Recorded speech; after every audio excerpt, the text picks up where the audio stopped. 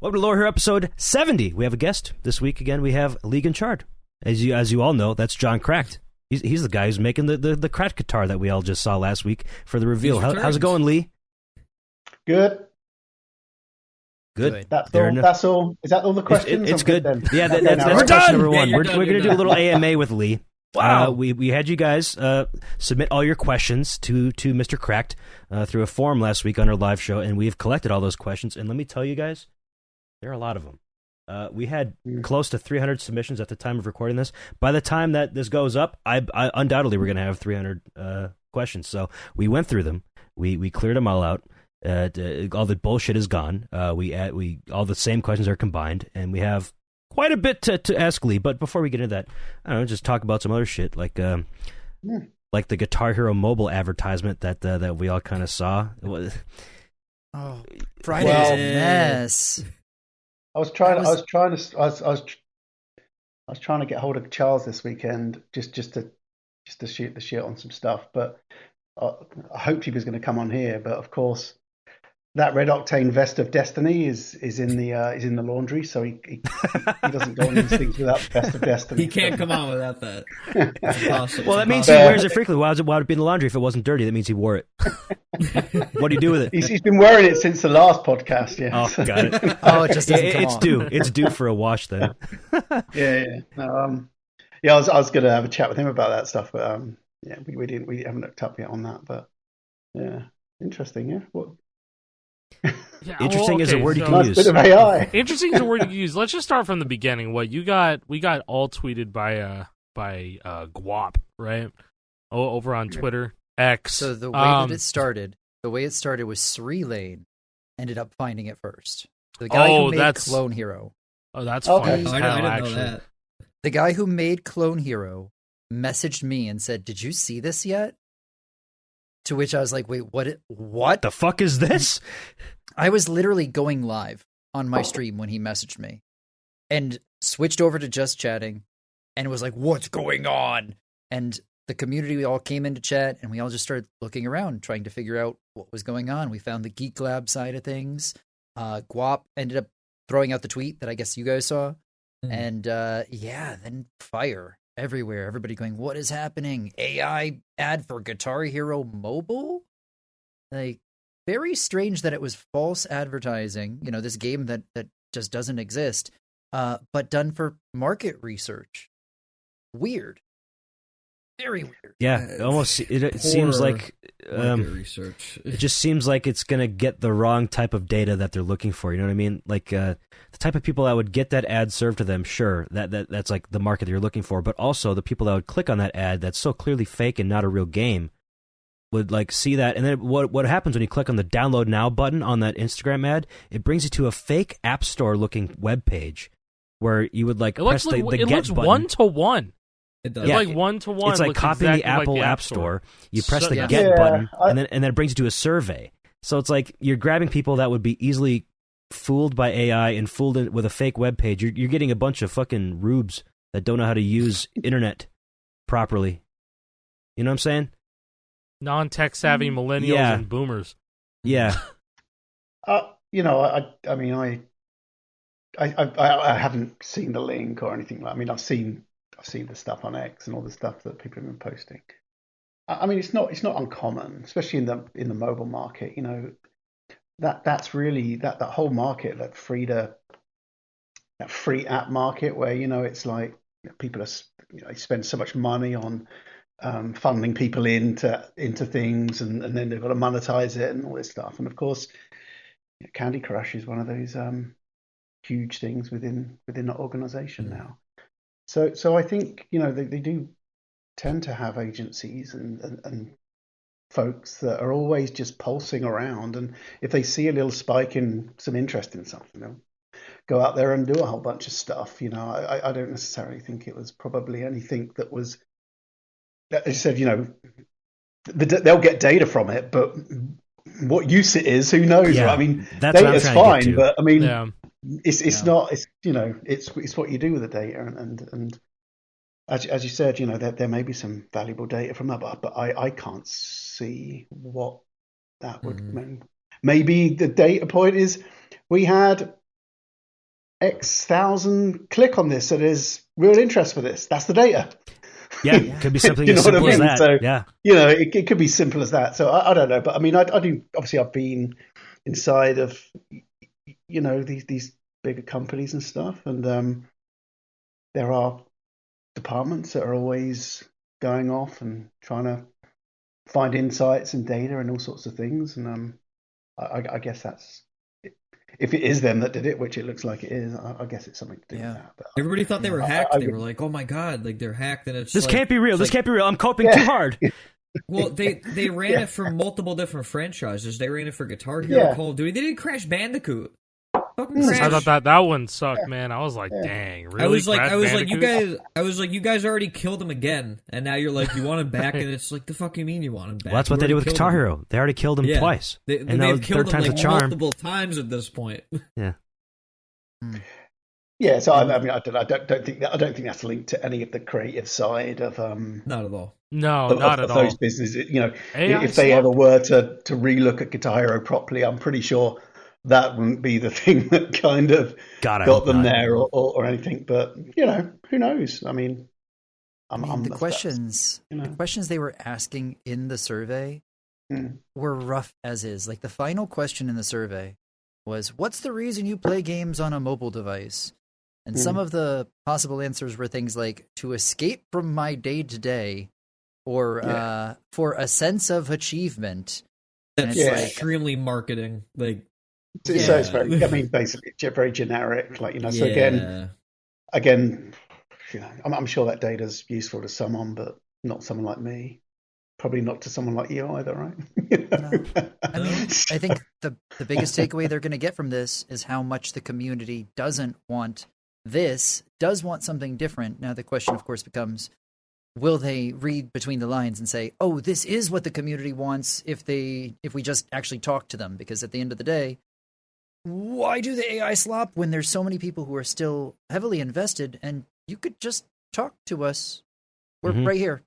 Yeah, I mean, I put out a tweet that was like, AI is a plague, and I got a whole bunch of different bot replies in my replies, and also if you even type the word AI in a tweet on X Everything app, you're gonna get bombarded with bots all about AI. Side note, but I put out a tweet that was like, "Hey, at Guitar Hero, at Activision, at Microsoft, at all these people," I was like, "Hey, listen, talk to us, talk to me, talk to other Guitar Hero content creators.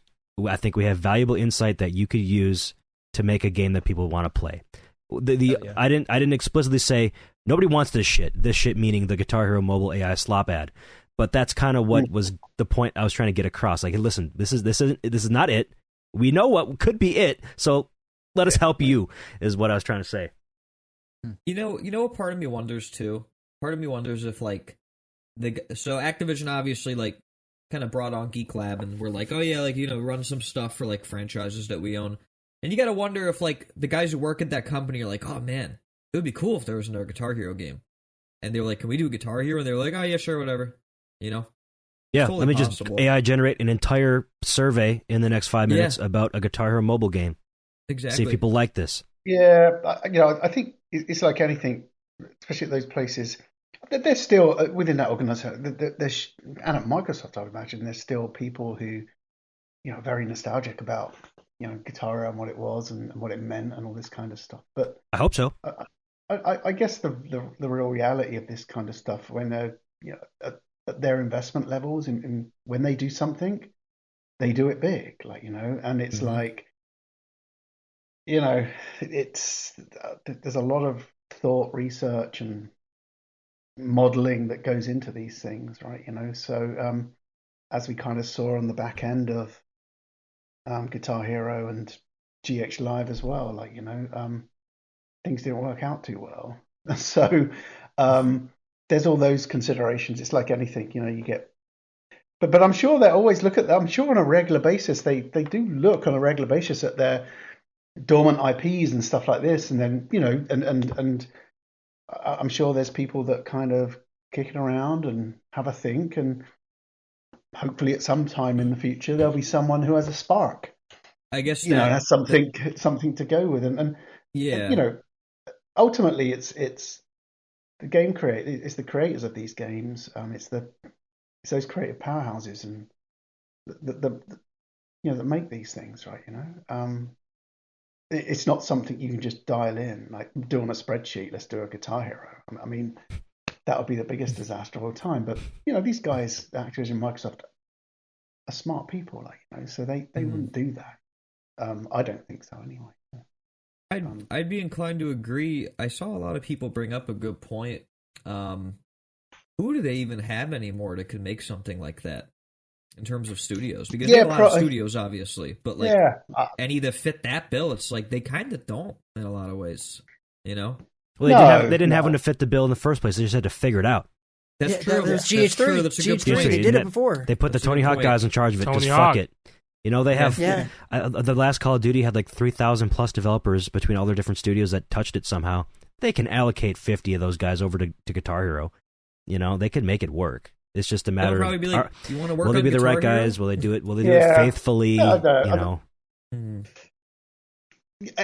I don't know. I think it's more complex, I guess. Because it's like anything, as you see.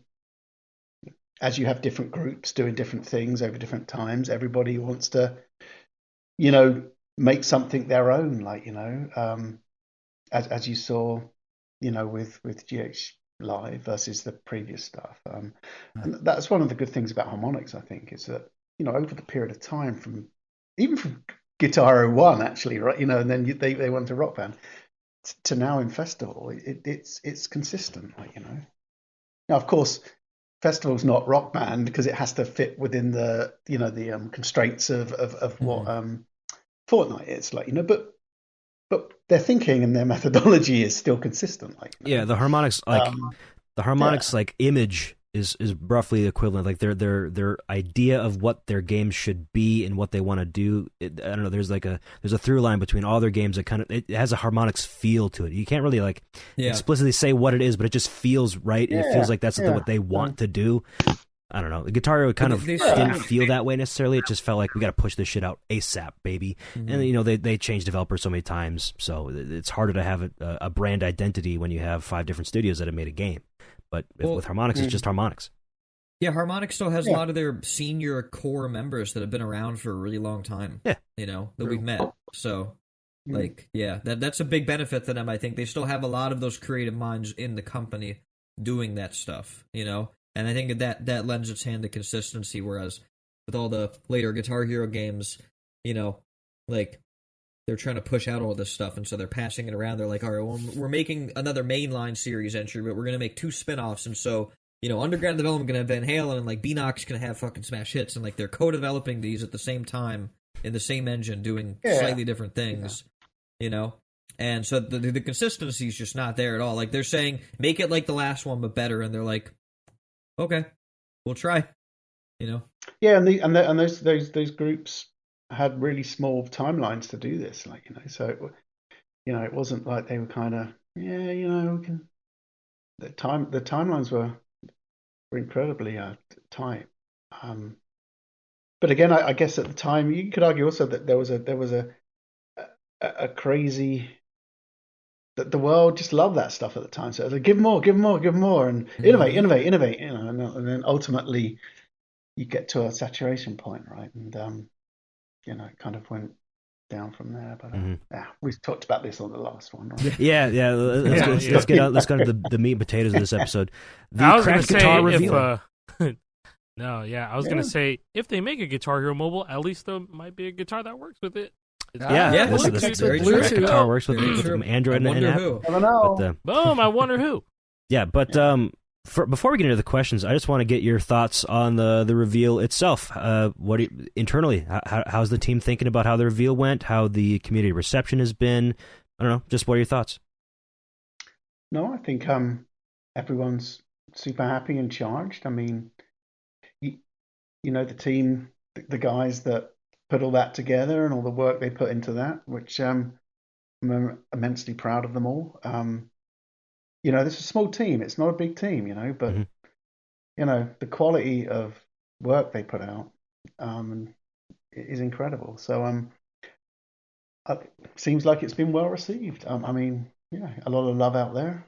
Yeah, I've had loads of people coming out the woodwork from the past, going, "Hey, what's going on?" Which is cool. Yeah, no, it's been great.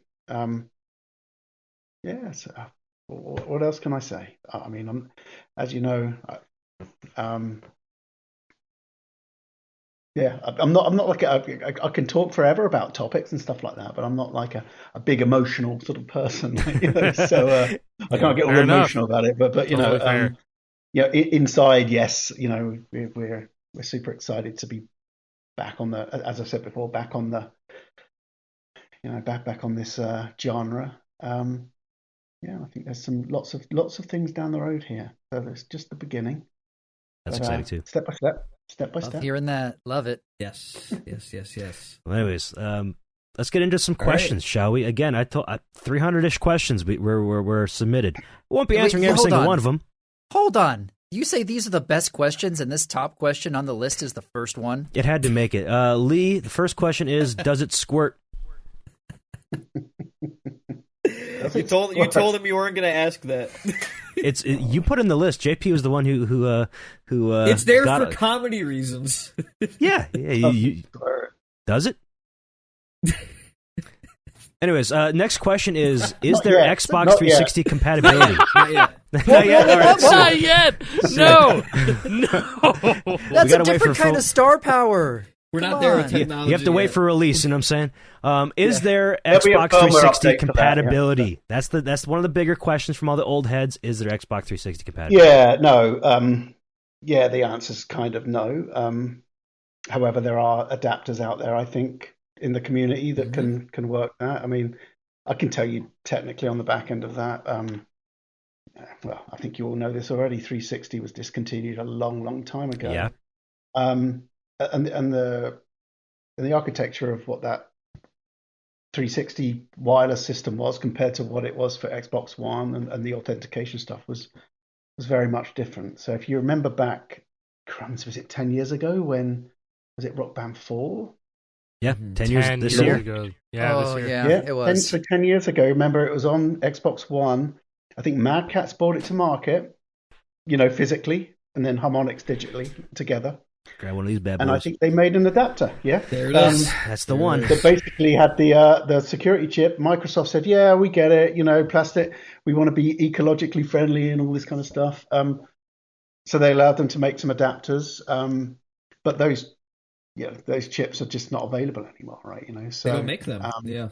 No, I mean they're just not. Pretty sure this exact adapter here is pretty locked down with what it accepts. And then you just have to whatever sort of USB PIDs accepted into the system. Like a new guitar, a cracked guitar, I don't think would work with this.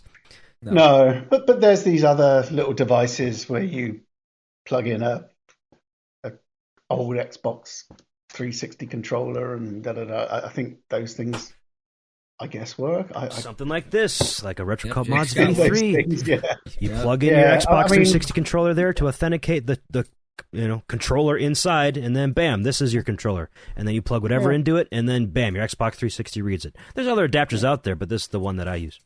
Shout out Roll Limitless. Also Roll Limitless. I have one of those over there. That's another great one. Yeah. That was like the first one that came out. That was pre-Santroller, pre-guitar configurator. That was 2019. I have no idea how he got that figured out, but he was dude's a god. Firmware. He still does. Way ahead of the time on that. Impressive, really. But so it sounds like Xbox 360 compatibility. It's going to be on us again, the third party to make it work. Handled. It'll be easy. We already have it sorted. We've been doing this shit for years. You should just be able to plug the crack guitar in and it works. Yep. You guys are going to be fine. Don't worry. You're going to be fine. Yeah. So and if it doesn't, and you need some help on it, let us know. There you go. That's perfect. That's all you guys need to know. That statement right there says so much about what Cracked is wanting to do. I mean, hey, you want to make it work? We can't do it legally, but hey, you guys can make it work, and we'll help you. So, okay, but no, really, can we just even compare the AI Guitar Hero approach with market research versus, hey, if you need help, come talk to us. We might be able to point you in the right direction or help you out. Two very different approaches. Yeah, I mean, we'll have opinion. I said it's not something that in this little process that we want to make it work with as many things as possible and stuff, and it's just common sense. But there are just things that You can't do when anymore. you've got a small team, you're trying to do that. The Xbox 360 thing is probably not that's not going to make our guitar better. Like, do you know what I mean? You'll make it more accessible, but I think made enough of those things over the years to know just how locked down they are, and I don't want to. Also, we have a partner. Xbox are our partner as well, so we don't want to do anything to screw with that. Don't rock the boat too hard. Yeah. Well, but although Xbox 360 is way in the past now, so I don't think they're focused on that anymore. But that's the whole point. If you ever wanted to do something like this, you'd have to get engineering support and all this kind of stuff on the other end of it. Just doesn't exist there. So and why would it? Like, I mean, it just, they don't. They're like, why do you want 360? We don't do that anymore. Like, that's really nobody cares about that thing. Yeah. That's like how wanting to make a PS2 guitar or PS1 fucking controller nowadays. Like, why would you ever make something for the PS1? It's the year 2025 You're like, this is retro, man. It's 30 years old. They're like, we don't give a fuck if it's retro revival. Yeah.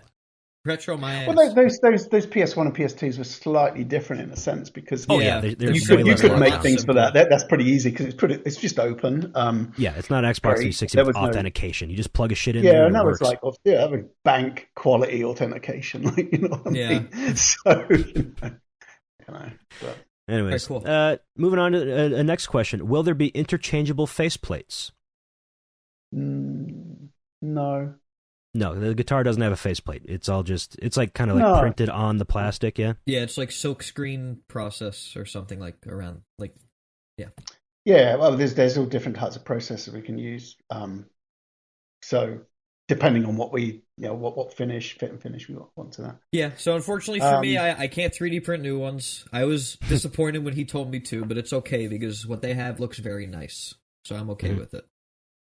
Yeah, I mean, I'm sure there's, if there's an aftermarket for stuff, there are possibly small stencil things that people could either print or whatever that are really skin, thin, a good old vinyls, skin. the vinyls, yeah. I was gonna say, bring it back to I went to Toys R Us when I was like 9 years old, and I got a Van Halen skin for my SG, and I was like 9 years old. I was like, this is awesome.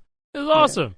So I mean, hey, that it's a full circle I guess moment. there could be. I mean, if there's a market for that, then people. Can, Oh, look at that! There you go. It is. Yeah, there you go. Old one for the old Les Paul. This shit looks sick, doesn't it? It's just a sticker. That looks great. It's just a sticker. And it looks really cool.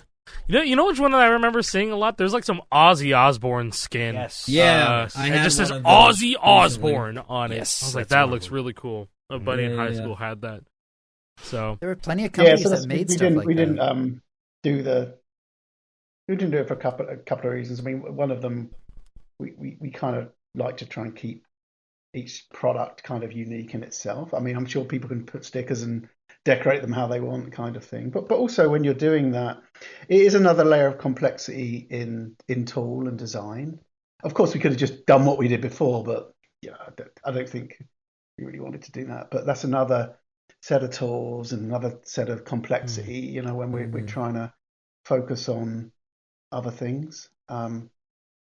That's not necessarily that. So, so just a quick question that isn't on the list right here, or if it is, I don't see it, but just feels like it fits in right here.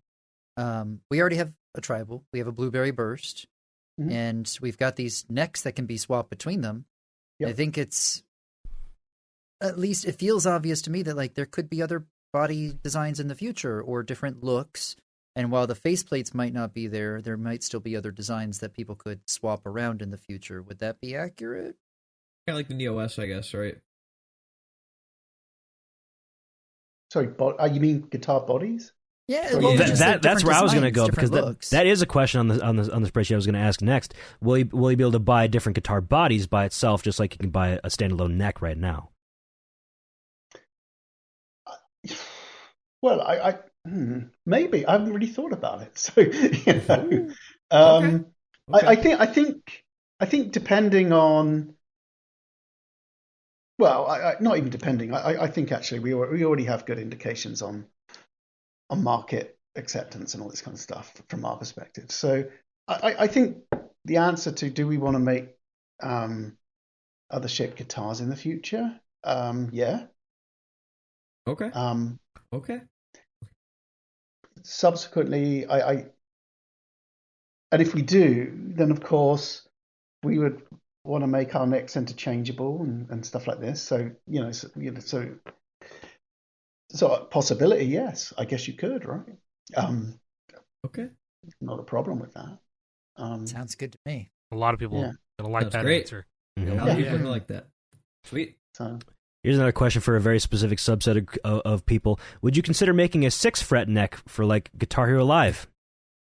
You had to do that while he's drinking water too. Yeah. Spit take. I'm interested. I'd want maybe. one. What? Really? Okay.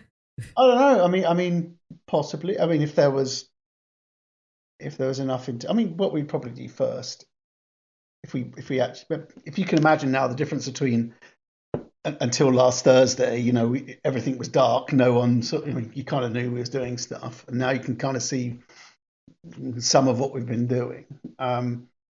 Once you've got the guitars out, and they're sort of out in the wild and stuff, of course, from our perspective, we can, there's nothing to stop us making a prototype that works with the 6-fret and testing it out and having a play around and if there's enough want for that, I suppose we could do it. I guess even if it's not it's not produced in the same quantity as the other necks. But curious on your guys' take, if they did make that, do you agree that they should be mech frets?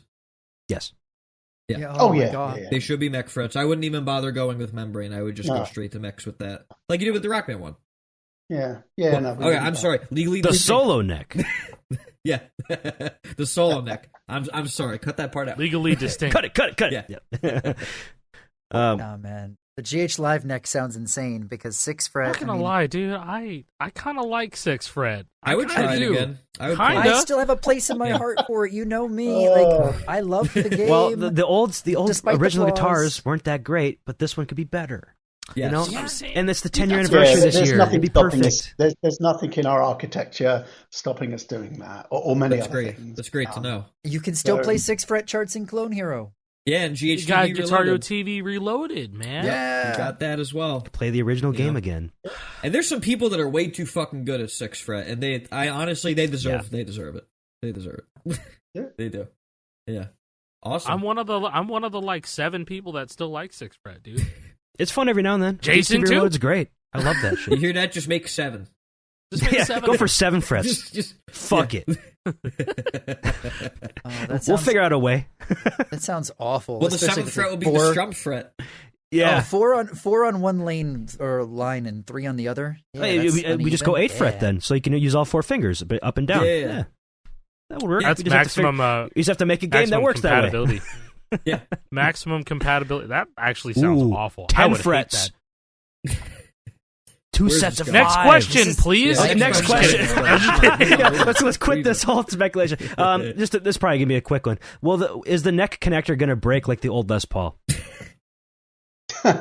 Is it gonna break, Lee? Are you making something that's gonna break? Dude, I can answer that shit. No. No, it doesn't.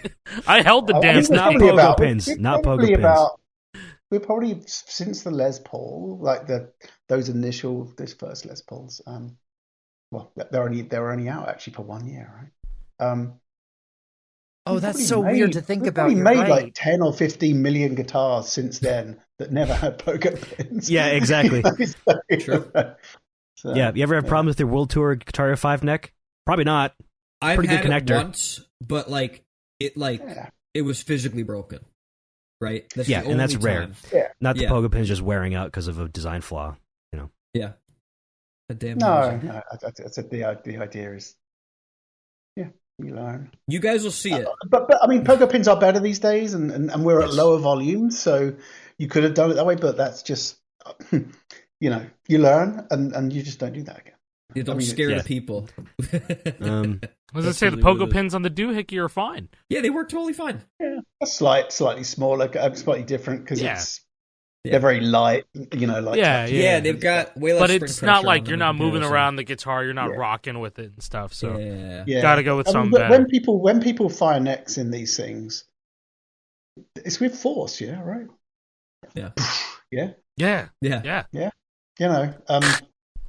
You know, so you don't get that with the doohickey. It's a nice light. It clips on pretty easily. Yeah. That's true. Very true. Another question. Can there be a keyboard mode for maximum Fortnite Festival compatibility? Yeah. Okay. Could be. Yeah. Could be. All right. Okay, cool. That indirectly answers a very big question. If I may interject, because people ask why there's no. They're worried about the PlayStation 4 and 5 support for Fortnite Festival because they didn't see anything on there about it. It's interesting. So you guys got to know me a little bit over these last few months, and you know, the one thing I think we are as a company is we don't say things before we've flushed things out, and they could be either technical flush outs or they could be contractual flush outs. It could be many things. So of course, what you saw on the multi-format, you do see PS4 and PS5 with Rock Band 4, of course, because we're using the legacy mode because it's supported. It's a game supported thing, and it actually goes back to that same question actually about 360 and those little adapters that you just pulled out, the Mad Catz adapter. Mm-hmm. At the same time, the folks at Mad Catz, you know, and with Harmonix, went to Sony and said, "Hey, you know, we've got all these. You've now got a security chip in your PS4, and there's all these things out there." And they said, "Okay, fine, we'll just whitelist the ID in the system, but it's game. You know, it's only game related in a sense. So the game, it won't work on. You know, you can't use, you know, a PS3 guitar controller to generally play on PS4, PS5 in general, just other games and just nav around, but in the game you can, like, you know, so it's the same thing. So basically, of course, that's why Rock Band 4, because it's all set up there. So I guess it could be supported, I guess, at some point in Festival. Who knows? Yeah, but that's not my. I don't control Festival right now. I was going to say that right that was now? a concern. Question mark? I was going to say that was a we concern. Never know, right? We haven't heard shit about it, man. The legacy Doohickey could take over. Just a joke. Sorry, Ali. Too powerful. Theoretically, if there's a keyboard mode, we don't even have to worry about it because it would just be able to bind up. Right? Very true. Yeah, it'd be effectively the same thing. That's what we do with Santroller guitars. Yeah. That's what we do with our custom controllers, man. We just hold a button, it goes into keyboard mode. Yep. You know what I mean? And so, like, once there's keyboard mode, then it has support. It's universal, essentially, for then Festival. It's universal. Yeah. Minus Switch. Yeah, and from my perspective there is that, you know, there's a difference between, you know, sort of hacking something together and sort of using it for your own use kind of thing versus something that's commercial and widespread. So yes, absolutely. Of course, you know, yes, we know, you know, and it sort of has to fit into our ecosystem and also has to be thoroughly vetted and all this kind of stuff from our end. So, but, you know, I think, of course, you know, within our wider group as well, you know, PlayStation's a huge thing. You know, it's the biggest console. So, of course, we have relationships there as well. And of course, that they have noticed everything, and we are having some chats about some interesting things. But again, you know, we'll come with updates on multiple things between now and launch. So it won't be like, oh, here we go, we'll see you in June. Do you know what I mean? That's it, kind of thing. I think between now and when it actually starts shipping in June, there'll be times, you know, maybe there's something in April, you know, that we give some more color on some new some new things that we're doing, you know, whether it's, you know, within the Les Paul ecosystem. Yeah, so and we'll do some playthroughs, and you know, you'll probably hear about it before most of the rest of the fans out there, as you did this time. So I think, yeah, don't worry, it'll be cool. Okay. With PlayStation. Don't worry about it. You're fine. Yeah, just Nice. stop freaking out about it. Yeah. Everything's amazing. Well, I think that also brings kind of back really to when we set out with this stuff, we kind of wanted to build our own sort of platform to develop on. Now that's quite tough when you've got closed console platforms. However, I do believe in the future that must change. Yeah, it must, right?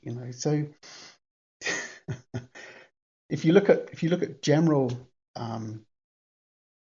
devices now, that they work across multiple medias. Apple are quite open. In the very early days they weren't. They had all these weird little ORF chips in their stuff, but now it's all very, very seamless. So I think in the future, I think things should be more seamless. But there's a big investment that goes into a single console. And the cycles are a lot longer than, say, something like an Apple or a Samsung, right? They're revving every year, so they've got to keep this, sort of compatibility and consistency going.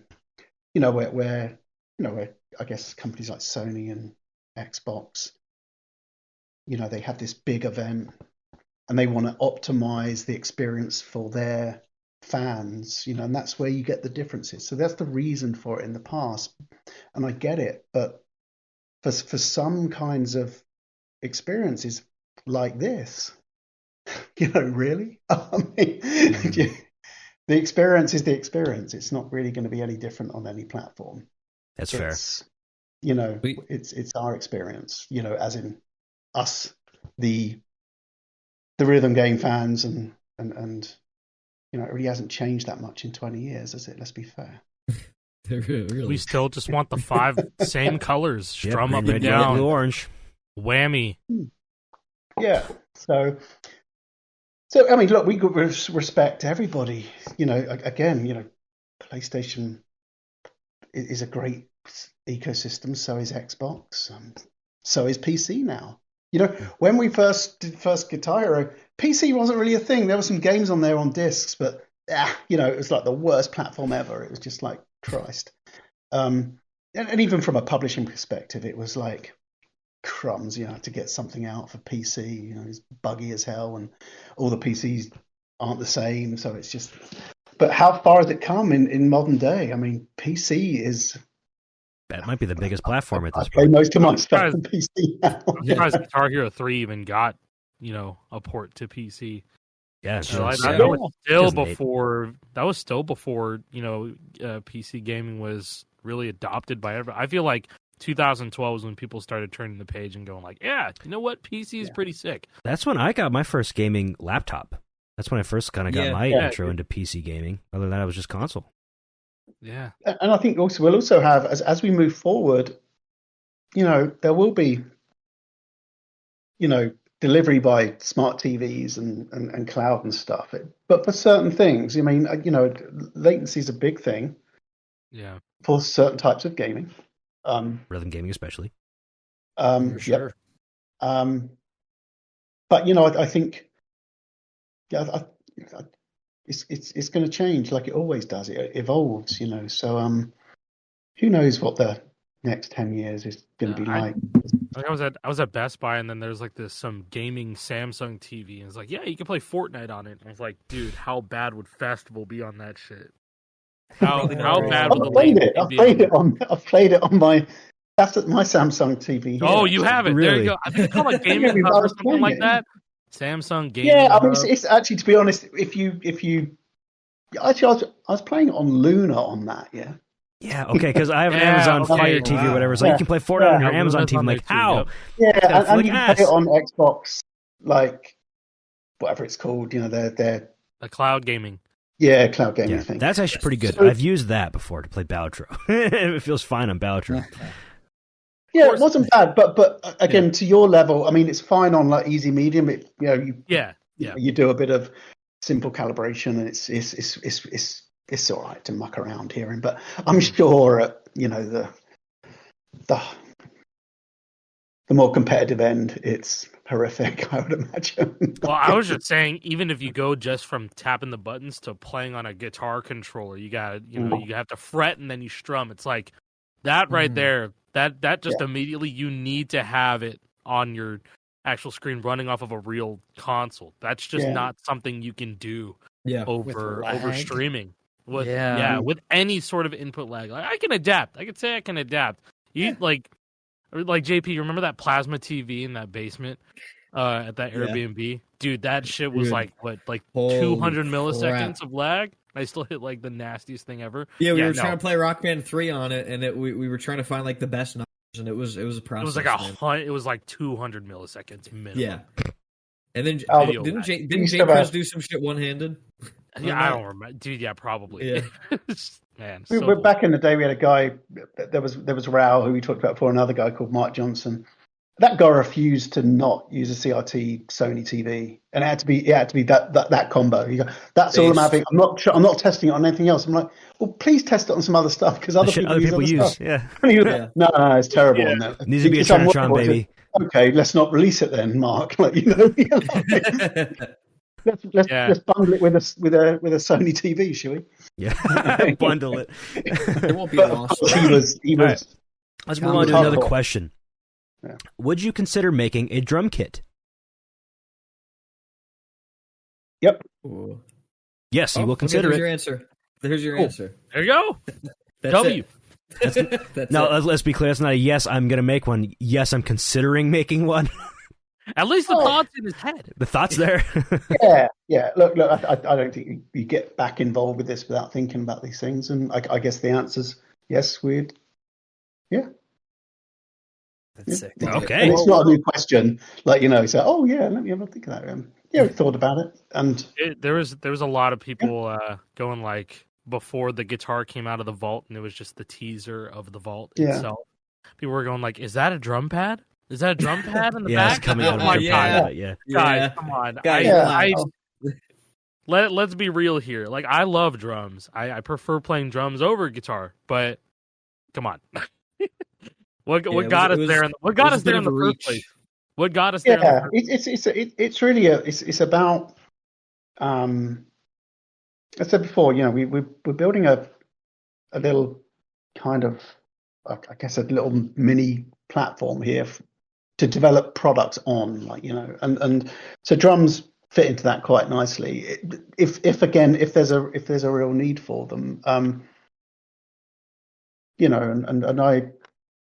If you had have asked me 6 months ago, I'd have said no. But I think in the last in the last couple of months, just generally, even within sort of our team and stuff, you just start getting. It's not even cooking, right? It's just preparation for cooking. It's just kind of and a lot of stuff from the past comes back. And I said before, you've probably heard a lot about Jared, and he loves drums, and he's like, and off he goes, and so every week there's things that just pop up, and no, don't focus on that right now. We've got this to get out, and we've got to make it right, and all this stuff. But the answers, consider it. All right, there you go. Will there be better shipping options for those outside of the US, UK, or EU? Different places to buy the guitar besides the Cracked website, perhaps?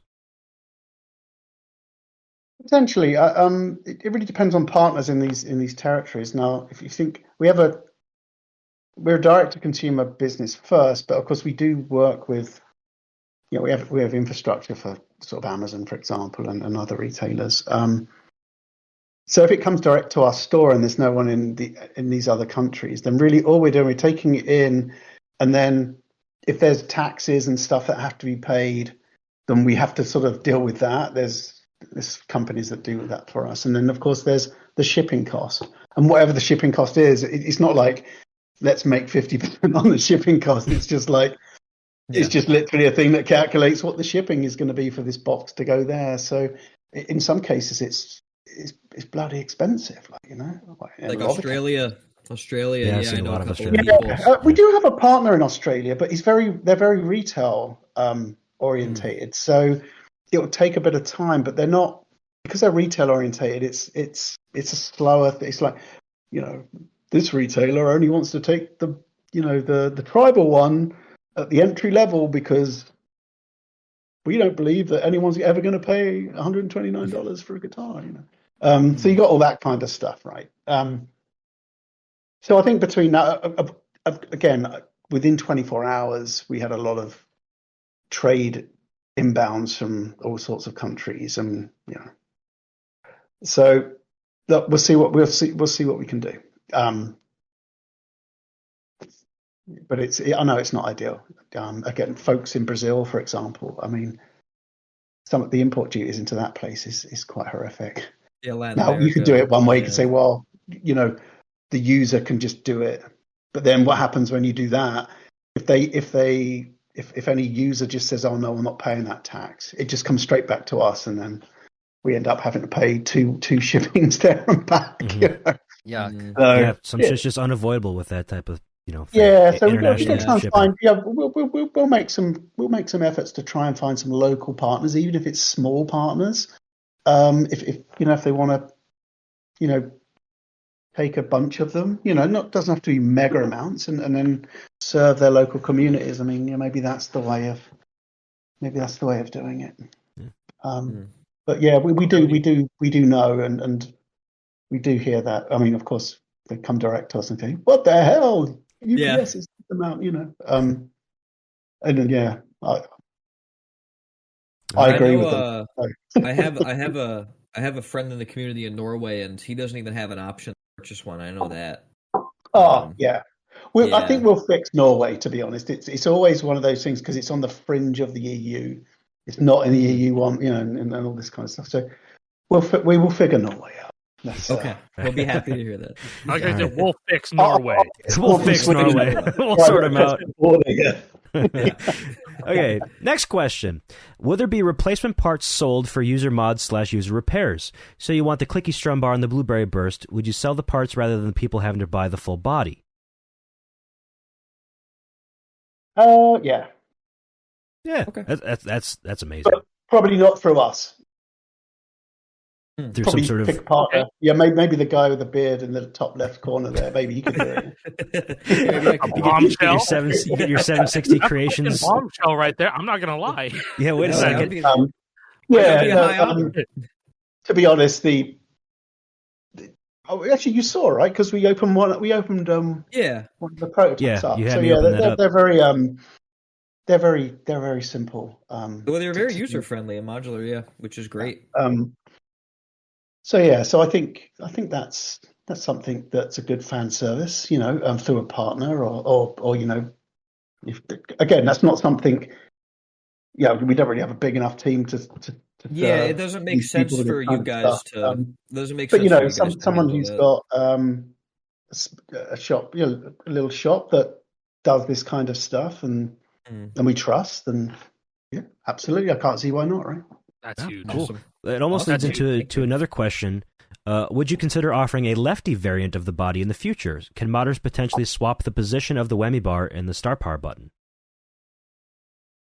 Maybe. It's a big thing that I'm thinking about, swapping them. Yeah. Because it looks like the whammy piece and the star power piece are roughly equivalent in size, so you could theoretically make a different board to just swap them. I don't remember if we talked about it or not. Try and fucking switch it. Well, you probably have to make some printed parts to actually, because there's a post there to bring for the whammy. That's not going to be there. Exactly. True. So you're going to have to make a printed part to mount somewhere else that's going to have an arm that has a post sticking out, and just shit like that. Basically, true. It's but it's possible. I think it's something. And again, it's something that we kind of course, when we're designing this, we do. There are limits to sort of things. I mean,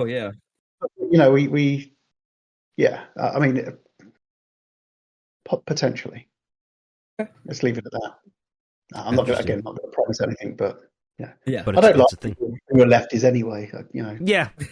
Yeah, they're not real people as far as I'm concerned. Half of my family is lefties, and I make fun of them all the time. My father is a lefty. Alec is a lefty. I'm only joking. Don't worry. My cousin has a little daughter. The face you just made for that, you're like. my cousin has a little daughter. She's about 2 years old. Both of her parents are left-handed, and they're teaching her to do left-handed stuff, even though maybe the baby itself wants to do something with the right hand. Like, no, you're gonna be a lefty just like us, so that we can all use the same scissors. It's hereditary, man. And the left-handed fucking it might be a learned behavior. I don't know, That's but a learned behavior. I don't know. My daughter, me and my wife are both left-handed, and then my daughter just decides to do something left-handed. We're like, all right, cool. You do your own thing. You really got to do both so you can teach her to be ambidextrous early. That's what I'm saying. That'd be the cheat code. She wants to play plastic guitar, and I'll give her a guitar, and then she plays normally. You play normally as a lefty. I play normally, Yeah. Yeah. Nothing wrong with that. Okay, new question. What inspired you to make a new rhythm game peripheral, and how did you snag the Lore Hero crew as consultants? Good question. Snag. Snag. Second. Oh. We're trying I'm not sure you're consultants, but I mean, in the technical term, I guess we just reached out to you guys, and it kind of evolved naturally from there. I think we both have the same goals, right? Of making great things in this, in this genre. So I think that's how it's sort of blossomed, right, over the last number of months. Mm-hmm. Yeah, obviously Alex sort of introduced the crew around, and it's gone from there. No, it just kind of went like that. It was so fast. Yeah, so I don't think of you as consultants. I just think of you as just some dudes, sort of partners or whatever, in this thing. So yeah. Short answer: real respect, real. Yeah. So true, bestie. What was the first part of the question? First part of the question was, where was I? What inspired you to make new rhythm game peripherals? Well, I think I sort of mentioned on the last one. I think we go back a couple of years, 18 months, 2 years, where a small group of us, including Tim and Brian and stuff, and John actually, and Jared, we said, "Hey, wouldn't it be cool to, get back on this?" Because we'd been obviously the Clone Hero thing had been going on. There was a lot of stuff online with lots of crazy things and stuff. So we started, just as I said before, we was like, quite interested. Keep an eye on this. And again, as I said last time, I wanted to make a game. I was just like, let's just make a game. It'd be awesome, And I think it was Tim's just going, just make a guitar. And we did some early work on guitar. And then sort of things just got away with your priorities change kind of thing. And then of course, when festival kind of hit, so okay. So again, we kind of, as I'd previously sort of stated, that's where the doohickey had originally come from, because I tried playing it with a regular controller and I was like, ugh. I am not very. I'm not as good as you guys at this stuff, and I was just like, So that's where the doohickey came out of, and of course, instantly, the guitar thing comes up again at the same time. So as you can see, it's a lot easier to sort of execute on the doohickey, right? Because you've already got a controller that's going in production already, and we already had the outputs, to put it onto. But at the same time, we started to look at guitars, and then of course, our friends at PDP launched a guitar. So it was really interesting to see that there was a good market. That they had kind of made an investment and a bet, into festival being something. So that was another indication from us. So that they kind of they kind of proved the market case in a sense, right? Yeah. And they totally did. To interject here real quick, that's kind of what we were saying back when the Riffmaster first came out. I was like, hey guys, if this does well, this like opens the door to many other different instrument manufacturers to make other guitars. This is like a proof of concept here. If we need to support this because this is big for the scene overall. And I think we were right in that. No, I think it's like anything with that opportunity. I'm sure they had constraints on time and stuff, because time is of the essence when these things are happening. You've got to move fast, like, you know. But the good thing about those guys, they had previous experience with the Rock Band stuff, right? So it wasn't as if they were just, you know, doing it blind. So so that sort of came out, and sort of, well, hey, you know, let's do some more. Let's dig some more. What do we really want to make? And it went from there, really. So then we just focused down on what we wanted to make. And then, of course, this is where we're at. Excellent. Yeah. And along the way, I must say, we did reach out quite a bit around, whether it be folks like yourselves or, you know, back into our own ecosystem from the past, and, you know, reminisced a bit. You know, had lots of talks with Charles over the time, and he's like, "Oh, are you sure, Lee?" Just like, yep. So. Anyways, new question. Are you in need of testers, and is Crack hiring? Testers, always. And hiring, I guess we hire as we need, like, for things. So I think as we progress forward, you know, on that tester thing, I think all products that we do going forward, you know, you'll have the first one, and then you'll have things. So I think a core test group that's actually real players from the real community who are verified, and, you know, kind of, yeah. So I wouldn't rule that out, and that may be part of the hub evolution as well. You know, where I mean, it was a very small thing, but we've got plans for that in the future as well, where there'll be kind of lockdown zones for groups to, you know, kind of focus on feedback and maybe testing and stuff like that. You know, where that's an interesting idea to use the hub for. That's pretty cool. Never thought of that something like that for the hub. It's kind of like getting talent from people you see on, like, YouTube or whatever. It's like, hey, that guy looks like he's pretty good. Yeah, get him involved. You know, let's get send him a DM. So I think so. Cool. That kind of leads me to another question. Can Cracked make a Windows app alongside their mobile app? Yeah. Oh. Yeah, they can. Okay. They can do it. Sweet. You asked, can they? Not will they? Can they? Will they? Yeah. Yeah. Yeah. The more on that later, I think. I think the mobile app's the most universal, and, you know, especially for, you know, firmware updates, but also just everyone carries a phone with them everywhere. Anyway. I mean, how do you tap in your OS on your computer, right? How do you do that? Well, you're gonna have to get an NFC pad or something, or do it wired. I was gonna say, I think to that every point, other function on an app for a PC or a Mac or whatever, you could have different functionality for different things. As I said before, you could have some deeper things with the community potentially. Ooh, yeah. Okay, cool. Does the Xbox variant work natively on PC with Clone Hero Yarg and Fortnite Festival? What's the difference between the Xbox and multi-platform version? With regards to PC, I'm assuming. Yeah, I think so. Yes, so the answer is yes.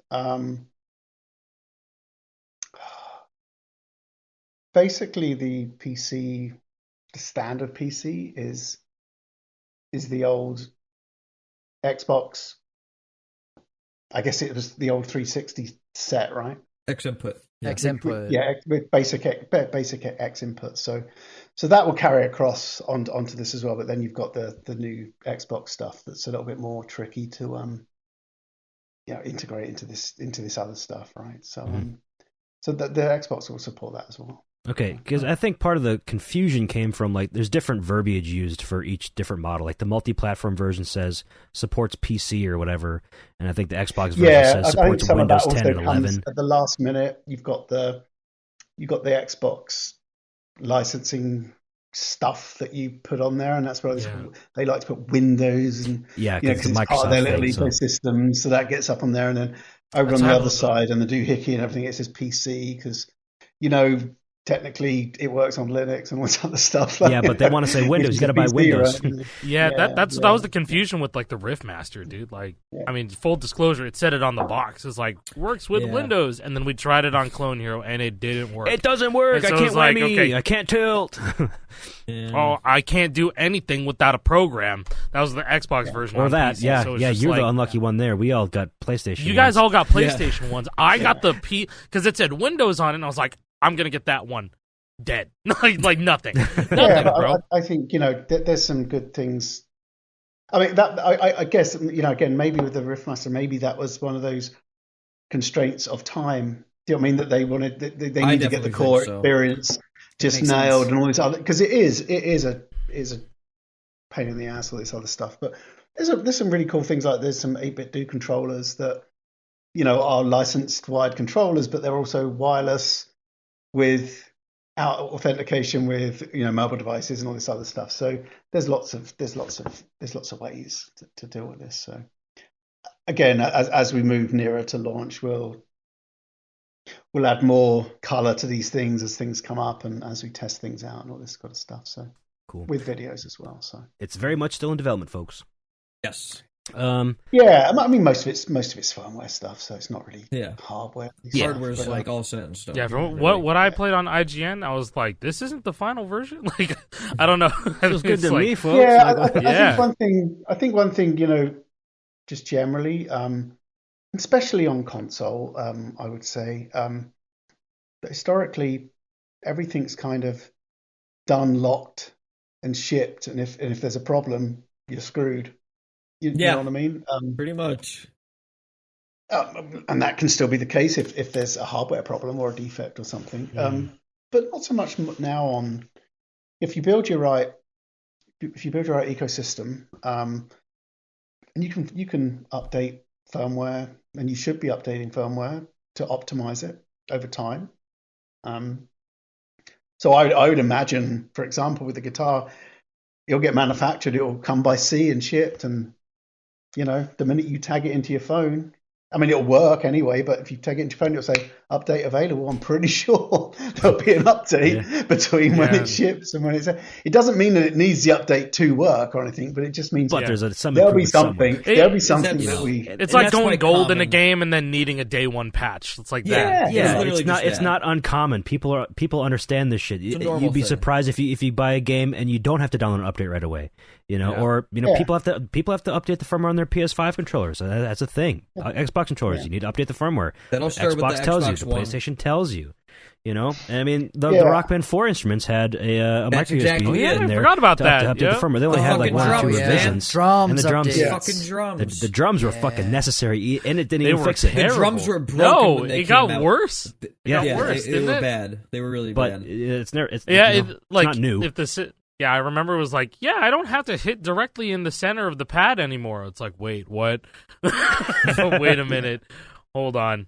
Thank God I never had one of those. That's the point where the mobile's so important for this thing, because if you just integrate this, like BLE into all your products, you literally just connect to your app privately, do your thing, and you're done, right? So and I think that's what we also thought with our ecosystem as well, that we just need to have that on everything. It's a powerful feature to have. I was gonna say, like, if with all the custom guitars that we have, as much as I love seeing everybody's branded Sandtroller, was like, the end game would be having Sandtroller on my phone and just tapping it in, and then knowing that this is gonna be with the Gibson cracked guitar. It's just like, dude, the amount of people to think that they're like, they download the retro cult mods, like fork of Sandtroller.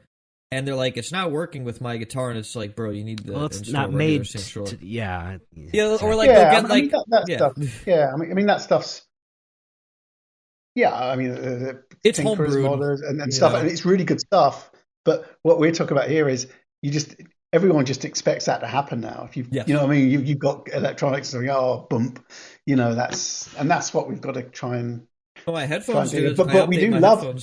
We do learn as you know, we do learn, and we've seen some amazing things from this community as far as modding and tweaking and all this kind of stuff. So Chantroller's pretty amazing, man. Yeah. So it's amazing. Yeah. Anyways, how receptive were Gibson to the idea of making a new Les Paul controller, despite there being no current Guitar Hero game? That's a great question. Not gonna lie. They had to be kind of receptive. They made the controller they said with you, yes. right? Yeah, I mean, it's there. So. Well, you got Daily Mail on their fucking TikTok saying Gibson has released a new controller. It's like, it wasn't them. It was crack. Yeah. Shut up. Yeah. No, they were. Look, I mean, it. How can I explain? I've got nothing but great things to say about Gibson of today. To my surprise, when we approached them for this, they got it like really fast. And of course, they saw what we were sort of planning on doing. And I've got to say, it's been an absolute pleasure to deal with. So good to hear. From start to finish, super supportive, and a really tight timeline as well, right? Because as you know, the shape and then the headstock shape and stuff is a registered trademark. It's a piece of their IP. So these things have got to be flushed out properly. Rules have got to be set. But of course, we had some experience before, so that helps. But yeah, and actually, it was interesting because I think all companies in 20 years go through different transitions. But I would speak to Charles. The original deal with those guys was really good. They were just like that back then. Like when GH1, they were the same. They would let's do this. And really, really. It's only when things got crazy later on, and the big Activision and all this kind of stuff, that kind of fell off the wagon for I guess for many reasons, and that's why I didn't go there straight away, because I just thought I'll probably turn up there and I go, oh, we have bad experiences with all this stuff, but it was their total polar opposite. They were just like, oh, we love it, it's back. It makes you so happy. That's so sick. I love hearing that phrase. It's back. Yeah. Yeah. And it's just like, I was super, again, absolute pleasure to deal with, even into the launch. I mean, you're talking about you're licensing with somebody and you've got questions, you've got things, and they're back to you within like 20 minutes. Wow. It's just, that's impressive. They're really, and they, the blue burst, we had, actually the final blue burst was actually a lot of input from them guys. We had something that was kind of 80% of the blue burst, and they went, we kind of like it, it's really cool, but can you do this? And they sent us something, and we went, yep. And we got back to them in 24 hours, and we went, approved. Wow. So cool. It makes me so happy to know that they're so locked in and on board with all this. Yeah. And I think, I think it adds a lot of value to what we're trying to do as well. Of course, we do have a history from the past. So do they. And they are, one of the two premium guitar manufacturers in the world. I of course, I'm always biased. I always think they're the best. So I again, great partnership. So nothing but praise, and it's long term. Yeah, it's a long term thing as well. So that's long good. term. It's not a one and done. So yeah. That leads well into this next question. If you release different body types in the future, like an SG, will the necks of the Les Paul be compatible? Oh, that was on the list. That's that. I jumped the gun earlier. Then I looked around. I didn't see it. That's my fault. Oh wait, did you ask that already? I don't remember. He did. Yeah, it was that was earlier. Oh, that's on me. I just saw something that was like close enough. I was like, that's a good question to ask along with this. But okay, we already. I think blame me. I think generally, I think the idea would be to make them all compatible. It would be kind of silly not to, in a way. It would be silly not to, you know? Yeah. I mean, money-wise, many things-wise, it would not make sense. Yeah. You know? I was going to say, having the ecosystem. Having the ecosystem, it's just like have everything work with itself. Hey, you want to slap your fucking solo fret neck on whatever the hell you have? Like, you can do that. Do it. You know? Just do it. I can't love wait the to... idea, like, if you got different body types in the future, and let's say we did get a 6-fret neck, or... some other new mode gets dropped in Festival and a new neck entirely gets made for that. And, we see suddenly a flying V body shape and, like 6-fret neck on it. Whatever, just throw them together. Hot swap. That sounds so sick. You gotta... That's a future I want to live in, man. But they gotta do the Kramer justice once and for all, man. It's not Gibson, though. That's the problem. It's not Gibson. Yeah. So that would be complicated. It's a different brand entirely. But, yeah. Well, Kramer's part of their family, though. They own. Is it? They do? Yeah. Okay, well, that's great to hear. Yeah, we could do the Kramer if we wanted to. Yeah. Oh. I mean, well, if they wanted to and we wanted to. You need to make it. We're just talking hypothetical. You have to make an SG. You have to make an Explorer. You have to make a Kramer. You have to make some sort. You have to make one of everything.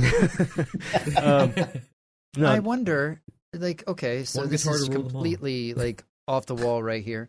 But I do wonder if Gibson would be open to some of their side brands. If we could get something like a more entry-level guitar that was like the Epiphone Les Paul. Oh, my God. Yeah. Imagine.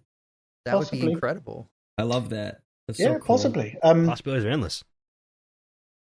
Yeah, I mean, we haven't spoken about that, but again, they're very amicable. And as a Kramer, from the last time we did this, that came from that thing. That was part of Gibson. Okay. It was just we're looking for a different shape, and they do the Kramer, Wow, dude, you have no idea how excited people are to just hear the possibility of it. Not even you didn't have confirmation, but it's Kramer. That it's in the deck of cards, right? That's something that we could. He talked about it. Yeah, no, it's in his be brain cool as well. Yeah, I mean, the Kramer was an interesting one because it was kind of in that timeline when all that was happening. Although it was PS2, the Les Paul stuff was already in flight, kind of thing. So they actually they were from exactly the same era, but the Les Paul, as you can see, there was a lot more thought put into that. The Kramer was more simplistic guitar. Yeah, it was a PS2 guitar. It was like a kind of natural evolution of the SG. It's you have the detachable neck, it's wireless. That's it. Mm-hmm. Yeah. Here's an interesting question. Are the fret switches hot swappable with other existing low profile switches? That's really asking about what kind of switch did you have put in this thing? Because we didn't for the mechanical switches, at least. Nope.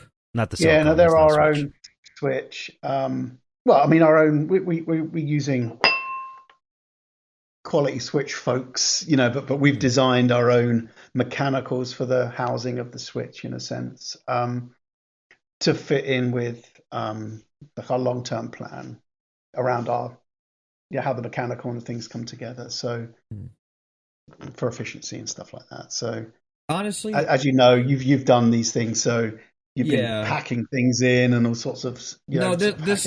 It's for the best that Correct kind of has their to spec switch made, because as I've discussed with you, privately, the hardships of tuning stuff like travel distance and how deep do the frets go in the casing, and none of that. It's a problem if you just make your own fucking switch, but there's a lot of money involved in that, and I can't afford that. But Cracked has the resources and the finances to make something like that happen, and it's worth it for making a superior product as well. Offering the best experience, because you're in complete control of that. It's not just you being all right, how do we make this work? Kind of, sort of. No, and it was something that we kind of wanted to do out the gate. So when we're developing the mechanical design for the necks, for all kinds of different things, whether it be mechanical frets or there's a bunch of stuff actually. We got to make sure that tooling's optimized for that, and we're not kind of hacking around, compromising, around this thing. So yeah. I mean, again, as we move forward, we could adapt different switches in the same form factor with different feelings, different things. Just like you see now, kind of thing. But again, maybe that's something that we would do. With a small community feel. We'd have our standard mech frets and stuff, and then we'd do some others, get them out to folks to test with, and see what they think, and and maybe one of them might make it into a mass product, and if not, the other ones maybe into people modding. It's like, hey, you want to fuck around? Here you go. Yeah. That's basically. Yeah. I'm all for it. I mean, as long as I don't have to do all the fucking around, long term. You're a busy guy, so we're all for kind of letting people, helping people have some fun with this thing. It's kind of that's what the. Well, that would be that would be a great. I have a buddy in the modding scene, and we've talked about we've reminisced on the days where modding was fun for us, and then it became commercial, and that's why I'm so burnt out on it, and it's that's one of the big reasons why I'm excited for this guitar is because I have a whole new ecosystem to figure out. It's all new, uncharted territory, whereas the Red Octane stuff is pretty heavily documented at this point. Everything is known about it, and it's Cracked introduces all these new things, and it'll be interesting again. So I look forward to that. Yeah. New horizons. Exactly. All right, Jake.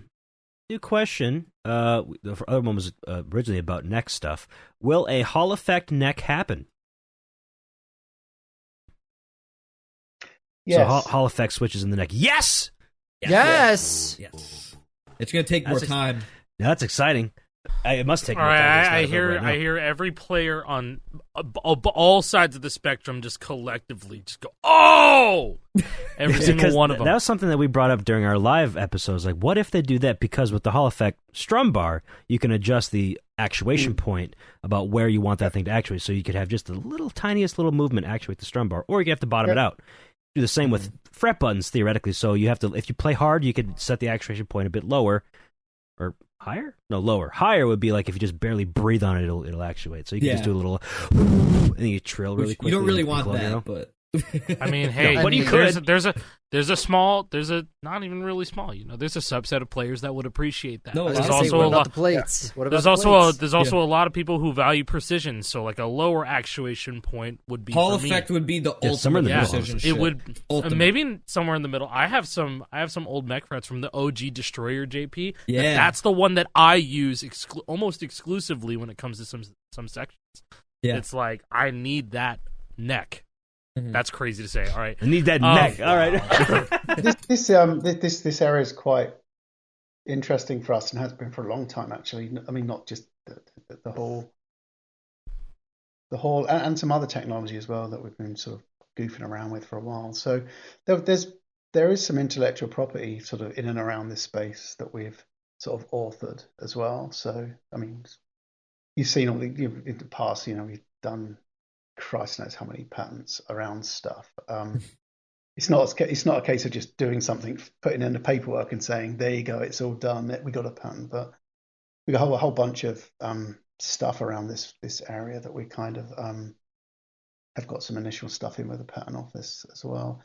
And that's not necessarily, again, not to stop anyone doing things, but it's just as you find things that are unique, it's worth protecting them, I think, because absolutely you spend a lot of time and effort and money in R&D in this, and then you do it, and then someone comes along and just knocks it off, and then they sell better than you.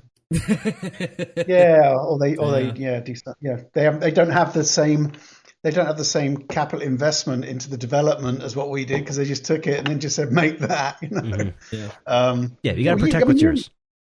Yeah, so we have a bunch in there. So I think, as time goes on, we'll speak more about that. Maybe deeper in the community, not necessarily about patterns and stuff, but just about what some of this stuff is. And it's not just for music gaming; it sort of comes outside of that as well. So. I mean, as nitty gritty as you want to get, I'm here to listen to it. I love the nitty gritty stuff. Please, hell yeah, please. Another question: in the future, can Cracked create a customizer so you can order the specific body and neck combination you want, rather than being restricted to one or the other? Yeah, possibly. We're not really set up for that right now, but I mean, some could argue with the actual next.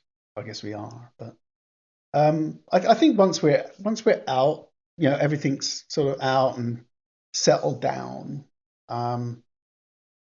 Yeah, I mean, it's a possibility, I guess, but it's not something that we've put any effort into right now because gotta get launched first. Mm-hmm. Yeah, I mean, I mean, that would be cool, wouldn't it, to have like a. I think it's more likely to happen. Yeah, it's more likely to happen on our site than it would be on an Amazon or something like that. Yeah, I think. Yeah, absolutely. But so I think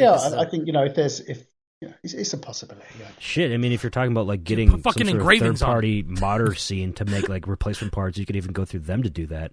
Like you could have this person like assemble your guitar for you or whatever. Yeah, it could be like a whole different absolutely. Part of the team. I think we're open. Cool. We'd definitely be open to. Look, whatever's good experience for the customer, then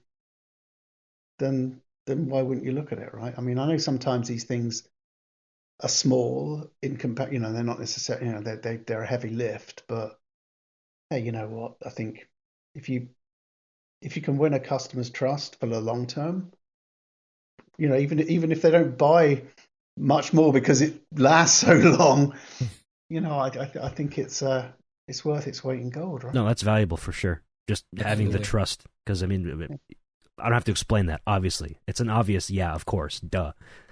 I've had people come to me and be like, "I bought a guitar from you 4 years ago and it still works." I'm like, "What? It didn't break, really?" Like, I'm shocked sometimes, like fucking. You've had Randy, this for how many years and it's not broken yet? What the hell? Like Alec, fucking Randy has a guitar for me that's like multiple years old and it just still works, and I'm just like, you out of all people didn't break that thing? How? Like the way he beats on his shit. Yeah. So I think that this is a real good time to ask our audience, because if they're listening this deep into the episode, they're tuned in. So if you are listening this deep, and there's a specific body type that you feel like, hey, this would be awesome to see, or if there's a certain neck idea you have, this is a perfect time to throw it in the comments so the Crack team can see it for the future. Totally. Just throwing that in there. Absolutely. Like, if there's a potential for a customizer, that's something I'd love to see. Dude, that I'd would love be to so see, sick.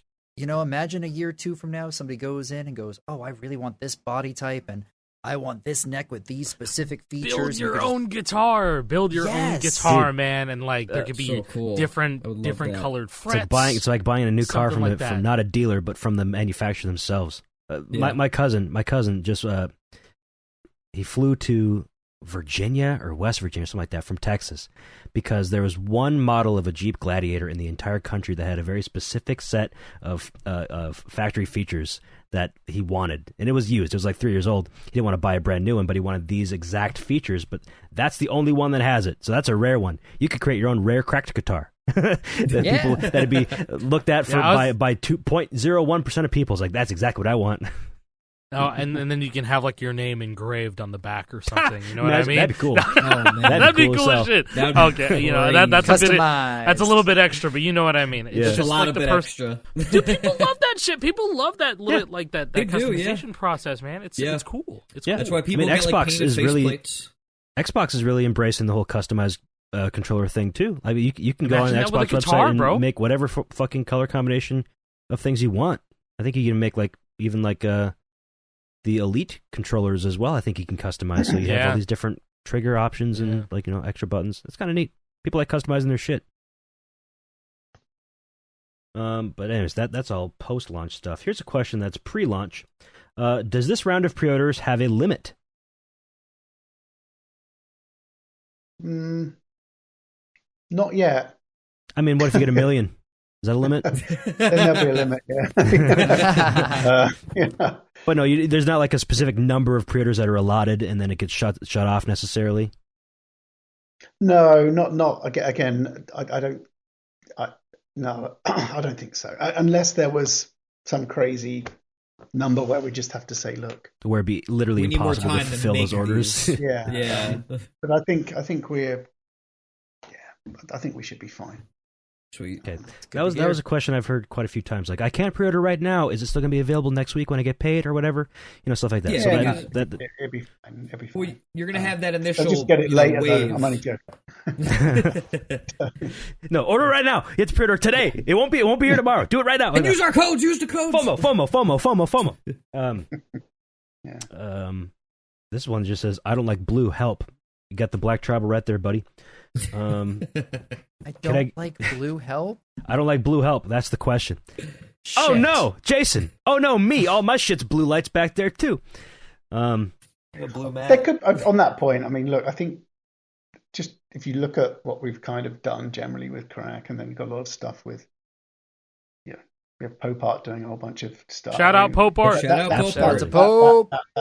The fan art stuff that he does, some stuff does make it through to actual production, small lot production stuff, so that shouldn't necessarily be any different here on the guitar. I'm just probably going to do it right now because, we've got to focus on getting the thing out. But the other side, there could be small lots, limited numbers of, designs and things. Collectible. Got 15 red ones.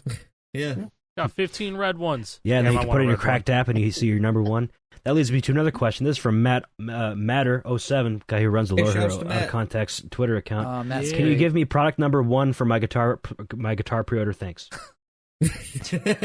So he wants the very first one that you can scan into the Cracked app. Can you do that for him? Yeah, no problem. Easy. All right, cool. Done. There you go, Matt. Back. I think I have one more serious question on this list. I'm just going off the deep end here. What is Lee's personal favorite part of the guitar? Mm. That it exists? I'll look at it. Hang on. Oh, this guy. He's just got it there. Just eyeball a little bit, I'm going to say this, and it's probably going to open up a load of things. It's the strum bar, yeah? Which one? Really? The new strum bar. Of course, yeah. The new one. And it is, yeah. It's a little, that was a bit of a passion idea it's from the future. That was very early on, and it kind of evolved very quickly. And was proved out quite quickly. So yeah, that's I like it all, to be honest. Don't get me wrong, but it's quite interesting because we've been playing with the haptics and all this kind of stuff. So that's evolving, and really evolving in firmware and a whole bunch of things. But I turned it off about a week ago and just play without it for a bit. And I like it without it as well. And of course, you don't have the click, but you have the stop, right? Yeah. So I saw some people going, "Is it spongy?" No, it's not spongy.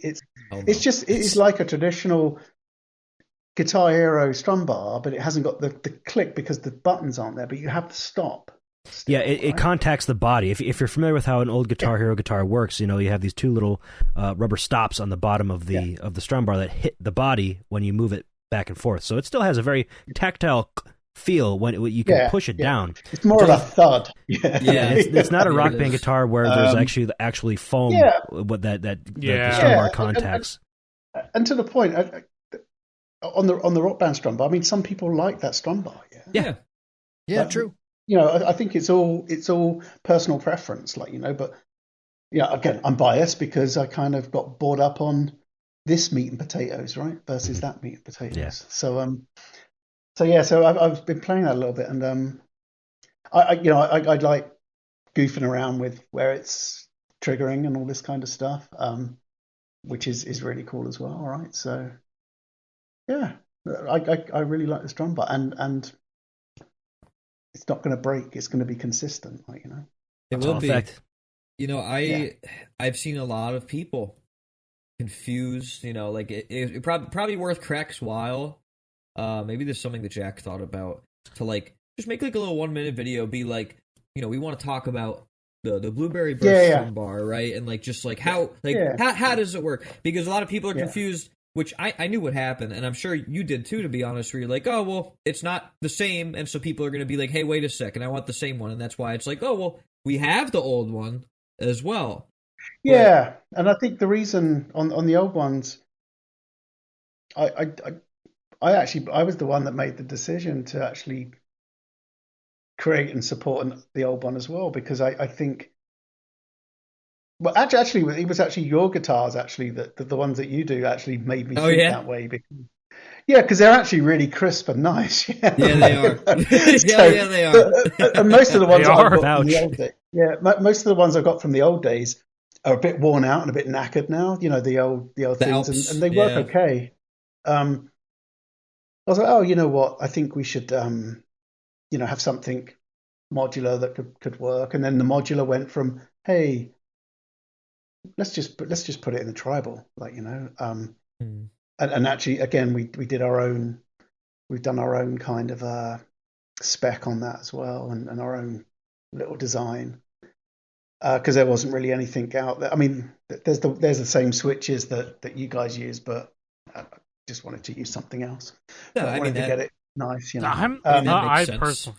I'm pretty excited to compare the two, because like I'm already trying to like remember how the Pro one felt, and I'm just like, okay, that was already really good, and it like blew away my expectations too, because like when you me too, I don't know, because like I was like, okay, how's this gonna play? And then we played it, and I was like, oh shit. Yeah, I was the same way going into it, hearing about what this haptic strum bar was like. We were all skeptical. That seems weird. I don't know 100%. About that. And then I played on it for like 5 minutes, like, oh, I get it now.